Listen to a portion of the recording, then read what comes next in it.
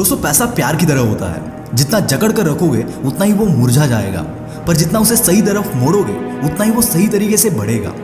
दोस्तों हमने बहुत बार सुना है कि पैसे के पीछे मत भागो, पर लाइफ की रियलिटी तो यही है कि पैसा बहुत ज़रूरी है। पैसा होने से बहुत सी चीज़ें आसान हो जाती है। मैं मानता हूँ कि पैसा सब कुछ नहीं है, पर मैं ये भी मानता हूँ कि पैसा बहुत कुछ है। आज अगर घर में कोई बीमार होगा तो इलाज पैसों से होगा, ना कि फिलॉसफी से। अगर सर पे छत खरीदनी है, प्लेट में खाना चाहिए, फैमिली को सिक्योरिटी देनी है, तो उसके लिए भी पैसा बहुत ज़रूरी है। पर पैसा मिल जाने के बाद आप उसके साथ क्या करते हैं वो और भी ज़्यादा इंपॉर्टेंट है। मनी मैनेजमेंट एक ऐसी स्किल है जो ना आने पर अच्छों के रास्ते लग जाते हैं। लोग दो टाइप के माइंडसेट के होते हैं। एक होते हैं फिक्स्ड माइंडसेट वाले लोग और दूसरे होते हैं ग्रोथ माइंडसेट वाले लोग। फिक्स्ड माइंडसेट वाले लोग वो है जिन्हें जो आता है, जो समझता है, उस पर वो अटके रहते हैं। जैसे चल रहा है उसमें वो सेटिस्फाइड रहते हैं, जो कुछ नया करने से डरते हैं।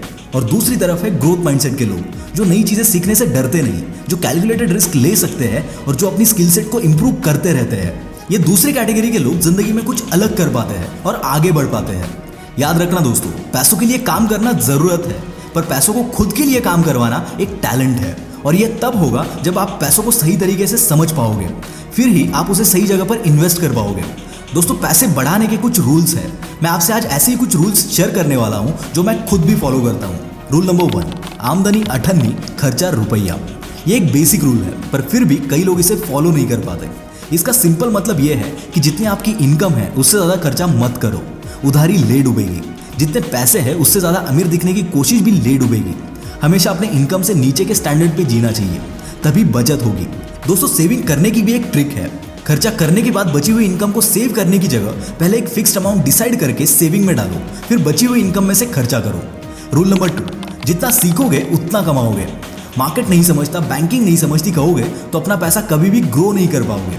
बेसिक फाइनेंशियल नॉलेज हर किसी को होनी चाहिए, और ये कोई रॉकेट साइंस नहीं है। पहले बैंक में आरडी, एफडी से सीखना शुरू करो, फिर अपना पोर्टफोलियो डाइवर्स करो।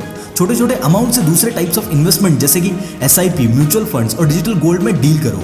अपने आप एक्सपीरियंस से सीख जाओगे। ये अमेजॉन, फ्लिपकार्ट से कपड़े खरीदने जितना आसान है। Rule number 3, always be in control of your money.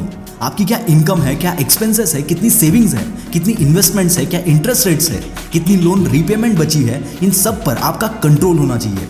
Wealth plan करनी पड़ती है। अपने पैसों को कंट्रोल नहीं करोगे तो हाथ से निकल जाएंगे। इन्फॉर्म रहोगे तो अपने पैसों को करेक्ट टाइम पर करेक्ट जगह यूज कर पाओगे। Rule number 4, start as soon as possible. पैसे कमाने की, बचाने की या इन्वेस्ट करने की कोई एज लिमिट नहीं होती दोस्त। आप जब छोटे थे तभी पॉकेट मनी से अपने गुल्लक में एक एक रुपया डाल के सेविंग्स करते थे। ऐसे ही छोटे छोटे खर्चे रिड्यूस करके आप सेविंग्स कर सकते हैं और फिर उसे सही जगह पर इन्वेस्ट कर सकते हैं। ये इन्वेस्टमेंट सिर्फ मार्केट में करना जरूरी नहीं है, या आप अपने ड्रीम्स पर भी इन्वेस्ट कर सकते हैं, अपने स्टार्टअप्स पर इन्वेस्ट कर सकते हैं। जो चीज़ें आपको आगे ले जाएगी वो इन्वेस्टमेंट है। याद रखना दोस्तों, जितना जल्दी आप शुरू करोगे उतना अच्छा है। पर कहते हैं ना, जहाँ जागे वही सवेरा। आप लेट भी है तो भी आप आज शुरू कर सकते हैं। And last but not the least, rule number 5, never have one source of income. Warren Buffett ने भी ये सलाह दी है। इनकम का सोर्स एक कभी भी नहीं होना चाहिए। एक होगा तो जब वो सोर्स बंद हो जाएगा तो क्या रास्ते पर आने का प्लान है? नहीं ना। इसीलिए दोस्तों इनकम के सोर्सेज भी मल्टीपल होने चाहिए। और मैं बार बार कह रहा हूँ आपसे, let your investments make money for you. इसलिए जैसे कि लास्ट वीडियो में मैंने आपको बताया था कि अगर आपको फॉरेन स्टॉक्स में डील करना है तो मोतीलाल ओसवाल के थ्रू आप फॉरेन स्टॉक्स में इन्वेस्ट कर सकते हो। जैसे कि आप सब जानते हैं, स्टॉक्स खरीदने के लिए हमारे पास एक डीमैट अकाउंट होना चाहिए, और मोतीलाल ओसवाल पर आप फ्री में डीमैट अकाउंट खोल सकते हैं। इनके 10 लाख से भी ज़्यादा कस्टमर्स हैं और 30 साल के एक्सपीरियंस के साथ ये सर्विस प्रोवाइड कर रहे हैं। आपको बस आपका पैन कार्ड, आधार कार्ड और बैंक डिटेल वहाँ पर सबमिट करना है। साथ ही ये आपको पर्सनल स्टॉक एडवाइजर भी देते हैं, जो आपको गाइड करता है कौन से स्टॉक्स खरीदने हैं और कौन से बेचने हैं।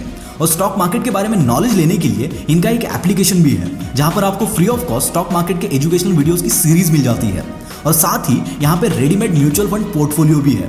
और जैसे मैंने पहले बताया, आप यूएस मार्केट में भी इस प्लेटफॉर्म के थ्रू इन्वेस्ट कर सकते हो। मोतीलाल ओसवाल में आपको कोई भी अकाउंट मेंटेनेंस चार्ज नहीं देना पड़ता। इन सब के साथ आपको 3000 रुपए तक के डिस्काउंट कूपन्स भी मिलते हैं और 1000 रुपए तक का ब्रोकरेज कैशबैक भी मिलता है। तो देर किस बात की, आज ही मोतीलाल ओसवाल के साथ सही जगह पर इन्वेस्टमेंट करना स्टार्ट कर दो। लिंक डिस्क्रिप्शन में है। दोस्तों वीडियो के एंड में एक बात कहना चाहूंगा। जैसा हमने स्टार्ट में कहा कि पैसा बहुत कुछ है पर सब कुछ नहीं। इसलिए पैसे कमाते वक्त याद रखना, पैसा बिस्तर खरीद सकता है, नींद नहीं।